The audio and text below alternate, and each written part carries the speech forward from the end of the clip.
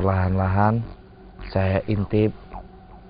Dengan rasa takut saya itu saya coba memberanikan diri. Itu kalau seandainya narapidana ketahuan kabur naik tembok, itu dia langsung tembak aja. Mati di tempat, mati di tempat. Nekat. Hanya itulah jalan satu-satunya untuk bisa meloloskan diri.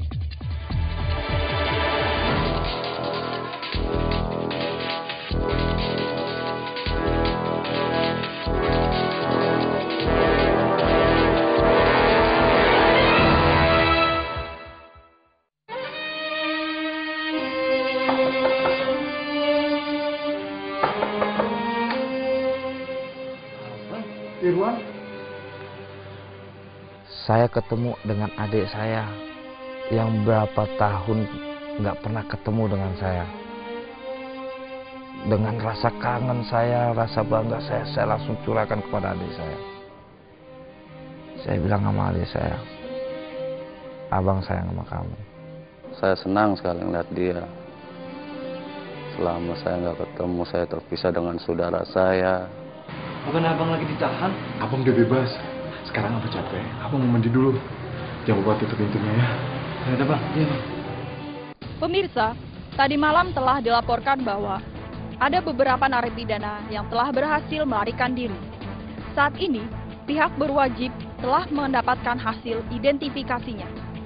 Salah satunya bernama Erwin Baharudin. Ternyata dia itu bukan bebas resmi. Abang saya ini berarti kabur. Beberapa narapidana telah berhasil melarikan diri. Saat ini, pihak berwajib telah mendapatkan hasil identifikasi. Kalian pada nangis? Adik saya menangis. Kenapa abang kabur? Saya bilang, kenapa nangisin saya? Saya takut abang mati. Karena abang udah lari dari penjara, abang pasti ditembak mati. Win, sebaiknya kamu balik lagi ke sana, nak. Karena saya benar-benar sangat sayang sama dia. Saya serahin dia, dan pasti kalau saya serahin, pasti saya akan ketemu lagi sama dia. Demi adik yang disayanginya, dengan berat hati, Erwin mau menyerahkan dirinya kembali. Kasihan Win, Bu.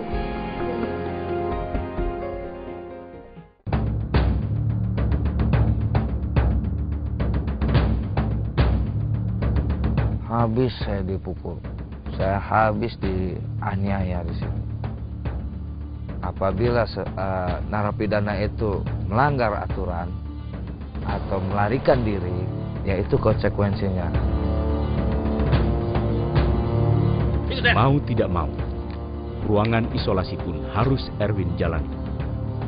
Apakah yang akan ia alami di sana? Di ruang isolasi itu, saya tidur, saya bermimpi.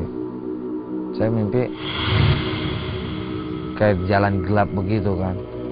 Terus saya mau ngelangkah kemana.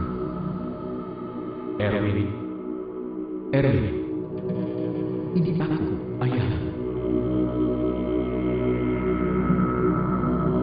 Karena saya mau meraba jalan itu juga nggak tahu.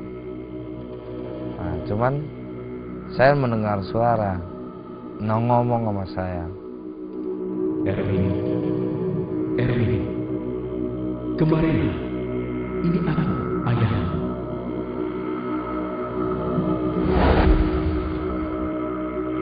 Saya sampai berpikir, waktu saya sadar dari tidur, apakah bapak saya yang di luar sana sudah meninggal? Hei, makan ini. Ambil. Benar-benar kami merasa bahagia karena orang tua memberikan kasih sayangnya sepenuhnya kepada kami. Kak, kayaknya Bapak udah pulang. Yaudah, kamu kerjain dulu aja PR kamu. Kami sebagai anaknya merasa bangga melihat orang tua saya pulang. Papa, kemana aja jam segini baru pulang? Papa tuh rapat. Rapat terus. Mama dong yang harus urus rumah tangga ini. Anak itu mama yang urus. Oh, jadi yang tanggung jawab rumah tangga ini cuma mama sendiri? Iya, mama yang bertanggung jawab di rumah, bukan papa. Papa hanya nyari uang. Nah, saya sudah teriak, ibu, ayah, ya udah jangan. Kasihan ini yang lain masih kecil. Udah gitu masih mereka tidak mendengarkan perkataan kakak saya. Mereka tetap lanjut, lempar sana, lempar sini, lempar sana. Kak, ada api. Bapak, Ibu, udah dong, ada api. Ayah dan Ibu Erwin tidak menghiraukan peringatan anak-anaknya. Dan sebelum mereka sadar, api sudah menghanguskan sebagian besar rumah mereka. Tolong, tolong. Bapak, Ibu, ada api, tolong.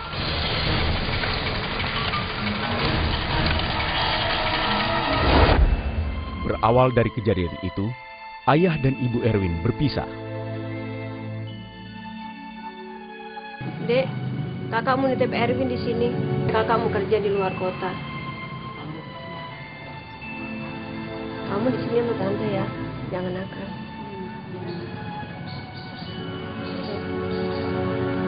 Saya merasa hidup ini nggak adil buat saya. Saya merasa saya dibuang, saya merasa saya diasingkan. Erwin! Di rumah tantenya, Erwin justru mendapatkan perlakuan yang tidak baik. Sepertinya tidak ada lagi yang peduli dengannya. Kamu udah beres belum? Udah nyapu belum? Nih, kamu nyapu yang bersih. Awas kalau nggak bersih ya.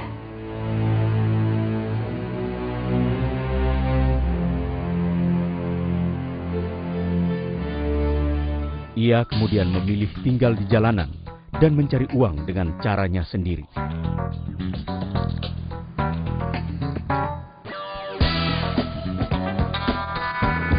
Pada ngapain? Lugunya saya nggak tahu, saya lihat teman saya memakai lem itu, terus saya merasa ada keinginan, coba. Saya pada saat coba, oh rasanya seperti ini, enak juga, saya bilang. Memang benar, pergaulan buruk merusak kebiasaan baik. Semakin beranjak dewasa, Erwin semakin tidak terkendali. Jadi dengan konsumsi lem, dengan obat itu, saya seringkali berantem dengan orang. Saya lihat ada pisau di situ, saya tusuk. Matilah itu orang.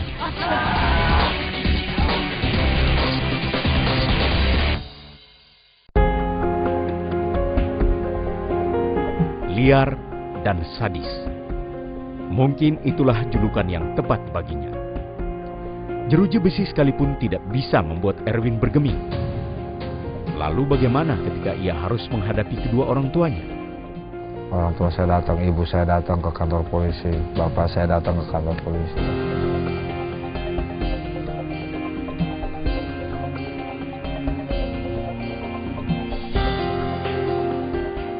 Kamu nggak apa-apa, Nak? Kamu tuh gimana sih? Nyusahin orang tua aja. Bu, Erwin nggak mau apa-apa. Kalau bapak sama ibu balikan lagi, Erwin nggak bakal kayak gini. Tapi itu nggak mungkin, Nak. Ini semua gara-gara ibu. Nggak becus ngurus anak. Akhirnya anak masuk penjara. Bapak sendiri apa? Bapak sendiri cuma sibuk dengan urusan kantor dan kantor. Tahunya cuma cari duit aja. Emang Bapak perhatiin sama anak-anak? Tapi Bu, di rumah itu tanggung jawab ibu mengurus anak. Udah, kalian pulang. Pak, udah selesai nih. Maaf Pak, Bu, waktu berkunjung sudah selesai. Silakan tinggalkan saudara Erwin. Memang saya waktu itu sengaja sekali, saya cuma kepengen orang tua saya melihat hidup saya tuh seperti ini. Di luar kesadaran saya cuma kepengen orang tua saya tuh kembali lagi bersama. Saya benci dengan orang tua saya, jadi merasa kesal gitu. Lalu bagaimana nasib Erwin saat ia dewasa? Bukannya saya kembali sadar, bukannya saya menyesali perbuatan saya. Pada saat saya bebas dari penjara itu, saya makin jadi. Saya merasa bangga saya bebas dari penjara. Suatu hari, ia bertemu dengan seorang teman yang dulu pernah satu sel dengannya. Sebuah bisnis kotor pun berani ia lakukan. Lo ikut gue, bos mau ketemu. Bos siapa? Udah, lu ikut gua aja. Ya.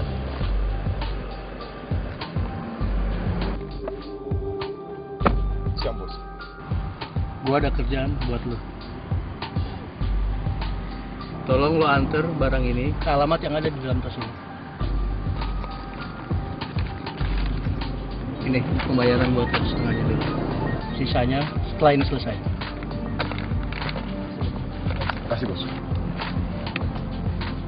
20 gram sabu-sabu, terus dikasih 200 butir inek. Itu awal pertama saya menjadi bandar.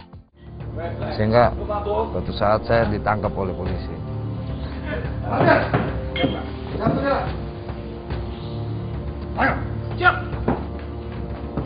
Divonis lagi dengan hakim. Pertama dituntut itu seumur hidup.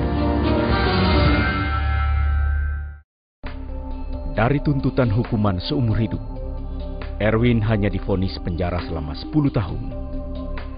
Penjara sepertinya tidak berarti apa-apa baginya. Bahkan ketika ia dipindahkan ke Nusa Kambangan sekalipun.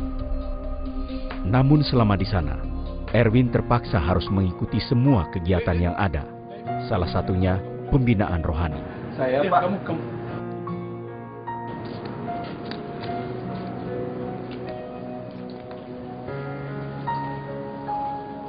Siapa nama kamu?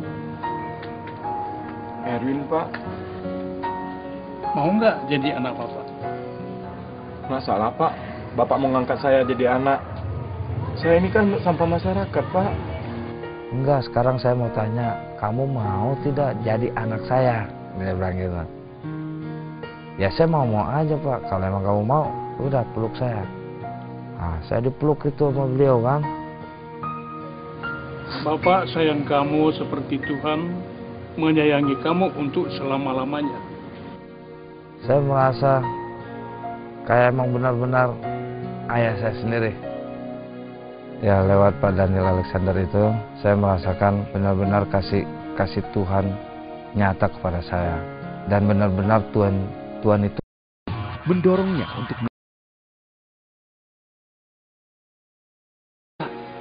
Tuhan itu sangat mengagumkan. Gue salut sama Tuhan. Bisa melakukan banyak mukjizat apapun kepada kita, bahkan penyakit. Emang Tuhan bisa ngebebasin kita? Tentu aja, kenapa enggak?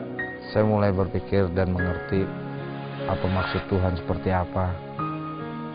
Yang pengen Tuhan inginkan, saya mengikuti proses-proses yang benar. Yesus itu tidak menutup mata buat saya. Nah, banyak yang dia lakukan buat saya. Dengan kehidupan saya yang kotor, dengan kehidupan saya yang gak benar, atau dibilang sampah masyarakat, Tuhan mau memeluk saya. Dan Tuhan mau menganggap saya sebagai anaknya. Yang dulu yang saya harapkan kasih sayang dari kedua orang tua saya, saudara saya, ataupun dari siapapun, semuanya itu udah terbayar semuanya oleh kasih Tuhan yang sudah mengangkat saya sebagai anaknya. Dan benar-benar Tuhan itu ada nyata buat saya.